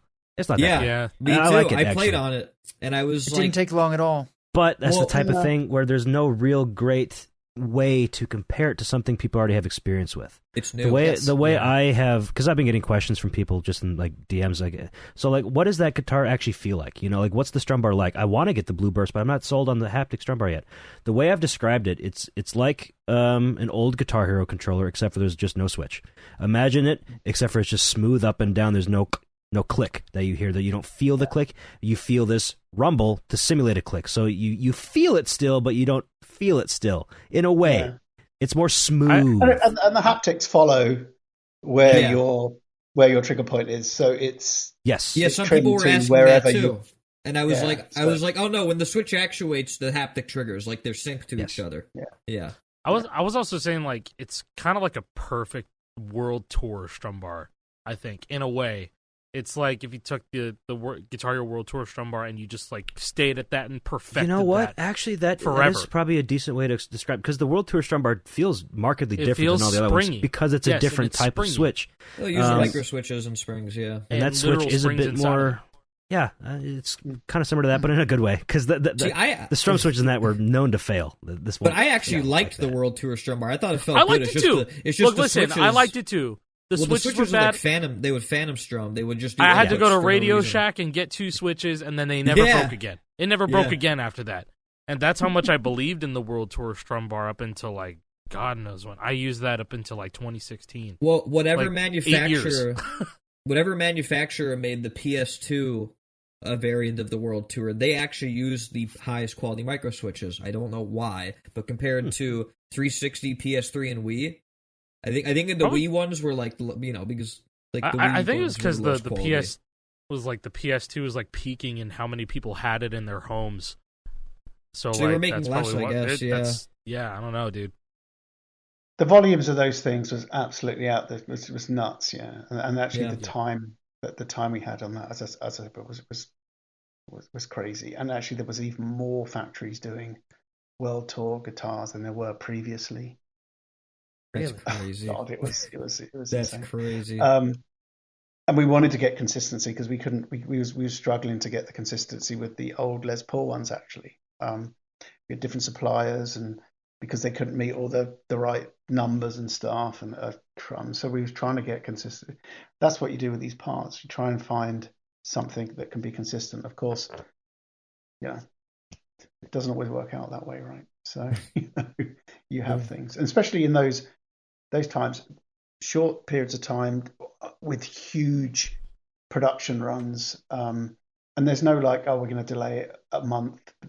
It's coming. Like, it's coming. So I think we came out of it pretty well in general. I mean, we had very low return rates on this Guitar Hero stuff over the years. It was pretty amazing. Now, of course, you'd pick up on all the small thing, all the things that did sort of happen because you're so, I guess, sensitive to that because you are the hardcore. Like, if something ain't working right, you're all over it. Like, there's a guitar. Generally, we had some really low. Yeah, actually, that was one thing at Activision. They were like dumbfounded over time, just at how low the faulty return rate was of this stuff. Yeah, compared to how many we were selling, if you can imagine, right? Millions upon millions, tens of millions, millions and millions. It was. Oh, I know that guitar. I was gonna say this one. I sent this one to Alec, and the whammy bar's fucked up. You see how it's like sticking out, like it has like the rubber gasket around it. So this one I sent to Alec, and I think within not that long of you having it, you told me, you're like, JP, this thing's fucking phantom strumming. Like so Alec would sit there not playing like this, and it would just strum. It was just strum. Oh wow. So it was just a bad batch of switches. It happens sometimes, and when you're making millions, that's gonna happen way more often. So, I mean, like back to it though, it's like I liked the feel of that strum bar and I missed it as much as I like the GH5 guitar also. But now switches don't matter with Hall effect. It's not going to overstrum. It's just going to be. It's going to exist and it's going to work. It's just going to work. Which is what we need. I think that still like blows my mind. It's like you're going to be able to adjust actuation points and all this stuff, and it's like future guitar, it's the dream. Future guitar. It's a dream. Future guitar. I think once it comes out and people have it in their hands, they're going to be like, "Holy shit, this is based to sell." They're going to understand it. Like I said, this is where I missed, like E3 being a thing. Like if there was a booth to try out a controller or something like that. I don't know if you guys have ever done anything like that, but like if it did exist, that's more people could understand. So when it's just us, it's like, yeah, you're just dudes online that talk to a camera. But it's really tough considering that again, like we've all been used to something as a baseline for years, right? Like.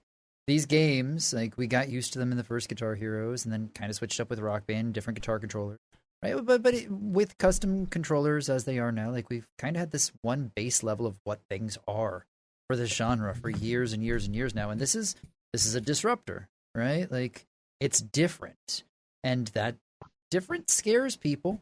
It does, but at the same time, like 6 fret. Yeah. Well, hey, hold on, very different.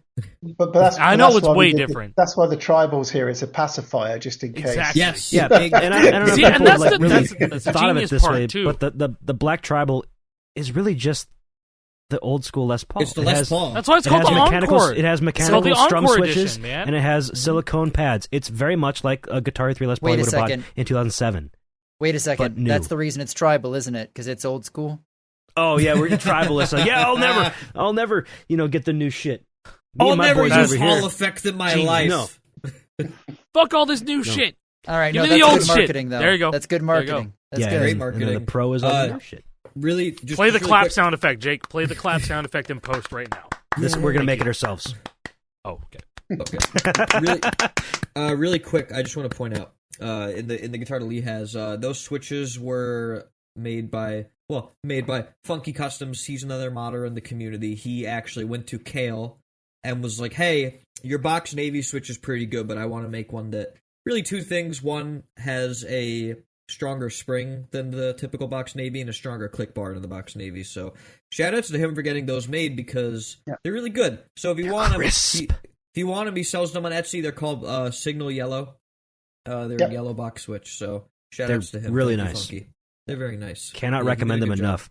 I was using the regular Kale switches that I had for years and whatever JP sent me, and then I swapped over to the funky yellow switches there. I was like, oh, these are nice. Those ones are really nice too, don't get me wrong, but they just feel more crisp. They feel more responsive. They feel, because like the second that the switch actuates, that's where you feel the click.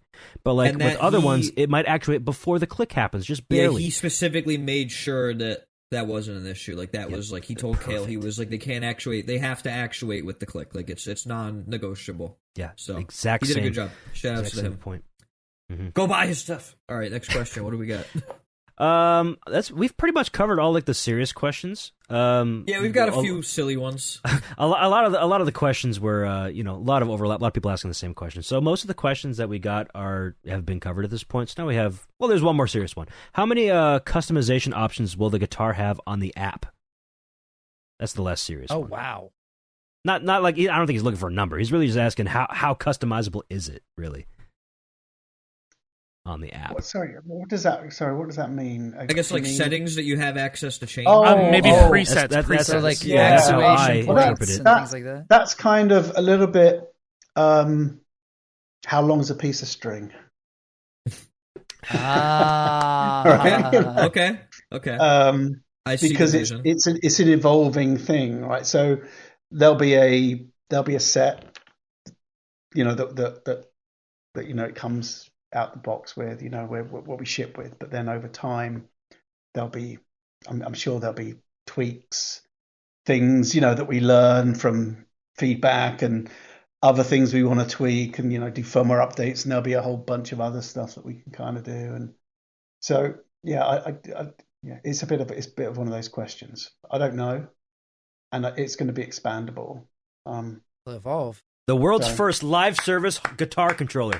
Let's go. For $5.99 a month. A subscription to own this bitch. Dude, I'm joking. It gets I'm joking. It gets repoed. We're gonna send John Crack to your house to take that shit back, buddy. That'd be the worst idea ever. Yeah, show up to your door. Right. You got my money. Just for GHTV right there. Just for GHTV. Oh, Bobby, yeah! If you get they're not allowed. They're not going for it.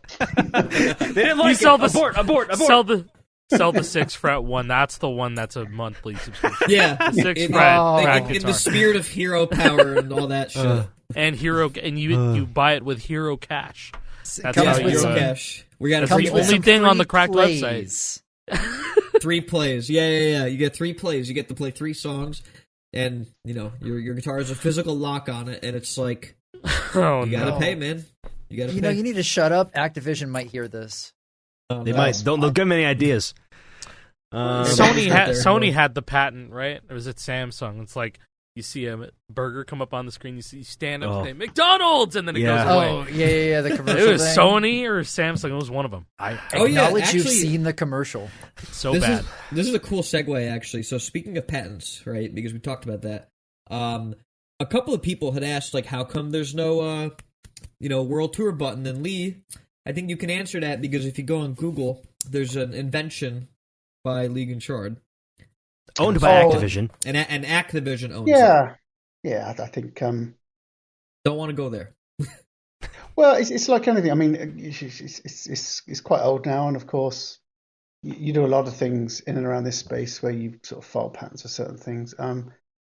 It's just best practice not to, to sort of just not go there. Like poke the bear, kind of. Like, it's just, it's a respect thing. Again, right? you just never know. It's just not worth... It's just not worth. We're better than that, right? Yeah. That's a good way to put it. If it was that important, then I'd go there and say, "Hey, can I license your Hero Power button or whatever the frick?" You know what I mean? It's but I don't think. I think it was. We just have to work around that. And again, as I said before, we've got a lot of flexibility with this guitar, so. You'll be able to play around with where you can assign things, if you really want to press another button. Nothing to worry about, folks. All right. Just a few more quick questions, then we'll get out of here. Do pre-orders get charged immediately or when it ships? The answer is immediately. Yeah. I think that's the system. Yeah. I can answer that It's one like, for you. Shopify. I think. Yeah. Can the guitar replace my wife? I don't know what you mean by that. I think Lee doesn't know what you mean by that. Well, remember the first question? He said, my wife would argue saying in the last few months it has. And that's not funny because she's giving me shit over it. She's gonna be next on the pod, all the dirty laundry, Lore Hero scandal. This motherfucker. You know. Can I get a hell yeah? Hell yeah. Hell yeah. No. Oh. Can I get a free guitar, please? No. Yeah. I'm just reading questions here. No to hell yeah, yes to free guitar. This question is just Rock of the Dead? Question mark? No, please say no. If you're unfamiliar with that, please say no. That's this. Please say no. That game is this the game worst exists game I've on ever PS3. played. This not just the 360. It's on PS3, and the crack guitar has Hey, PS3 bro, look mode, at the frets. So yeah, it would work. Oh my god! Frets, Wait, man, they're square. Oh my fucking god! They actually They're are. square. They're square. Holy fuck! This is. They predicted no. it. They're going to take us down for that. Oh no! Oh, shit, no. they are square. No. Oh, Rock of the Dead predicted also, cracked. This is completely brandless. There's no Xbox button. There's no PlayStation Nope. button. It's just a guitar-shaped controller. A guitar with different buttons. It's who's to say what guitar this is? I don't know. Hey, bro, like- is that That was our AI, prototype. Yeah. That was the original prototype. Yeah. So. Is that AI art, man? Have you tried doing the horns around the neck like that? That dude's got to have a big ass hand to do Yeah, that. no, that's like, that's you'd have to like. Where the fuck is my guitar? Oh, here. like that. My God, fuck that. Yeah, no You way end up in going hell. like that or something. How do you have this? Okay, so it's like Left. left hand. No, your right hand. Your right hand. Ugh. Right hand. Other way. You're gripping it from the other side. There you go. Yep. That's it. Okay. It's you not can do easy. You I can do it. It ain't easy though. I thought about doing it, but then I was like, why would I do that? Yeah, man. Okay, yeah, I'm the weird I one. looked over to the last palm, like, wait, why would I do that? Why am I doing this again? Yeah, not. Yeah, I think that's about it for the questions we got. Thank you, everybody who submitted a question. Yes, thank you guys for Lee to answer. And Yeah, seriously. Cracked will be doing their own efforts as well, to answer some questions. I know Jack has talked about that too. And Cracked will obviously be making videos to like kind of further explain like stuff on the guitar, but this was This is about I was gonna say this is about as raw as it gets. Yeah, this is like I mean? like just kind of directly ask, but yeah, it's for the people that are deep into it. This isn't for like the regular consumer that's like, I want to learn more about this. This is for people that already know a lot about this, who have been with us, or been playing guitar for the past 20 years. The people that are locked in. That's our community. But, yeah, the general I'm audience, I'm would pretty be better happy suited with, for a quick little we got 1 minute through- video on Crack's stuff. We got through basically all of these. The only straggler I see will just work on Wii or PS2. Just get the fucking adapter. Like it's the same thing as 360. Yeah, we already Same kind of answered shit. it. Yeah, just The Wii or PS. Oh, are you talking about the Wii or PS2 one? Yeah, just existing adapters. We have this sorted out. Crack doesn't need it sorted out. We already got it done. There's the Blue Indigo adapter. Shout outs to the guy who makes that Handy Sandy. Like they have that on Etsy as well. One of those over there as well. Wait, that's for the PS2. Blue Indigo. That's for PlayStation 2. Like, yep, that's the PS2. Like even, yeah. It's for Yeah. PS2 exactly. Yeah. So it's like you could use your cracked guitar on PS2. Let me pull up with my little tray of adapters. that. Here's my Roll Limitless. Here's Wait, JP, you're saying the Blue Indigo with the PlayStation Black Widow. This thing? Oh yeah, you know what? The V4 it has the auth, right? And So then it here's just the works Blue in there. Indigo, Yeah. V4. Yeah, you're right. You're absolutely Yeah. right. I completely forgot. I was Yeah, tweaking this- for a second. Yeah, I that's was a like, V4, so it works with auth. I need a V4, bro. I need a V4. I have a spare. I'll send it to you. What? I have two. Thanks, man. He shipped me one. I was like, I already bought one. Yeah. Oh man. Too bad. Keep it.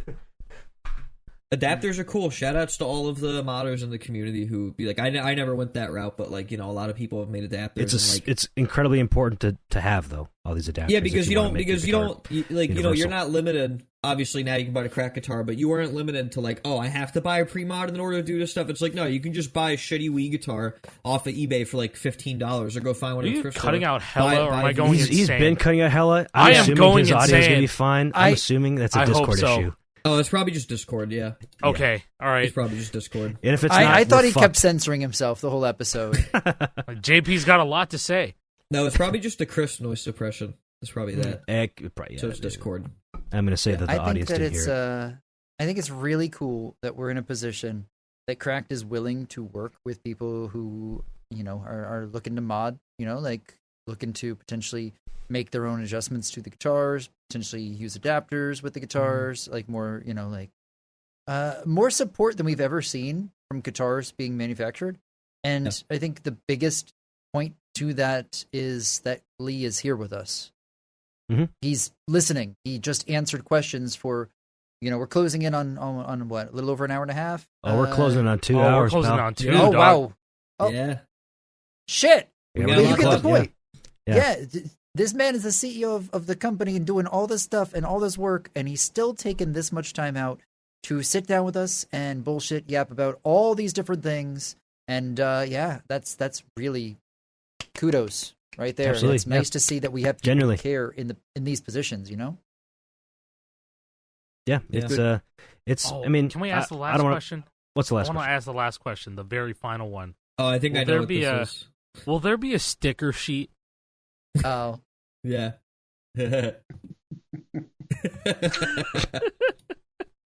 What's that mean? What? What's that What mean? does that mean? What is this? Don't be What so is this? coy. Oh, man. It's a secret. You won't know until you get You it. have to wait and see. You want to see All right. stickers? Ooh, that's like what the fuck is it? I do. Well, you're getting the pin. Give me You're those getting the stars. I want the stars. Yeah, dude. We didn't know about the pre-order bonuses before they went live. It was like, oh, we get to get the little pin or in a cool Yeah. guitar strap. Yeah, That's that's so cool. That's so cool. Well, you guys said that in sync. Holy crap. Yeah, you All know. I can picture- Sometimes you finish each other's. Maybe it's Sandwiches. a discussion. If anyone's got any good art, let me know, and we'll see if we can get them in some. Oh, dude, that's actually Okay. such a dope idea. Ooh, Hold up. on. yeah. Yo, That's that is hold a on. good idea. I have so many friends that I could. Submit Submit some your art in the art comments. Yes. that's usable. Submit it where? and not stolen from We're being anybody. so genuine. This is new, but this isn't a pre-planned bit. I mean, seriously, if It's not Crack wants to do AI. a submission type of Yeah. thing, that isn't AI. Yeah. Genuinely, I think that'd be a really cool idea to have That would be fan-made sick. art for stickers. That'd be a really cool That'd idea. be super cool. I mean, with how community focused all this is in the first place, sourcing art from the community and getting artists who actually care to be a part of it would be really cool. Yeah, that'd be neat. Be a part of Guitar Hero history, right? Excuse And, me? Yeah. What Guitar Hero? War Oh, Hero? Sorry. War Hero. Talking about Cracked. AI Sorry. hero. Cracked Hero. AI Guitar Hero Hero. Mobile. Yeah, now we're be full part of it. circle. Yeah, we're full I'm excited to circle. play that game with my cracked guitar when I get it. Me too. It'll work. It'll work everywhere, It'll boys. work. Just want to say thanks again to Lee for coming on the Yeah, podcast thank you, once Lee. again. You're always welcome here. If you ever want to talk to the community directly, I'm pretty sure people would not mind. You're very fun to listen to. I like hearing your voice. You have a nice voice. Oh, Really? Yeah, Yeah. it's the accent. It's the accent. Yeah. Yeah, it's the accent. I like when Helps you a say lot. yarg. Yeah, yarg Yarg. and guitar. It's said in a Cornish accent. Yarg. Yarg. Yorg. Anyways, we got to get out of here. Thank you very much, Lee, once again. Appreciate you. See you guys next week. Bye. Bye, guys.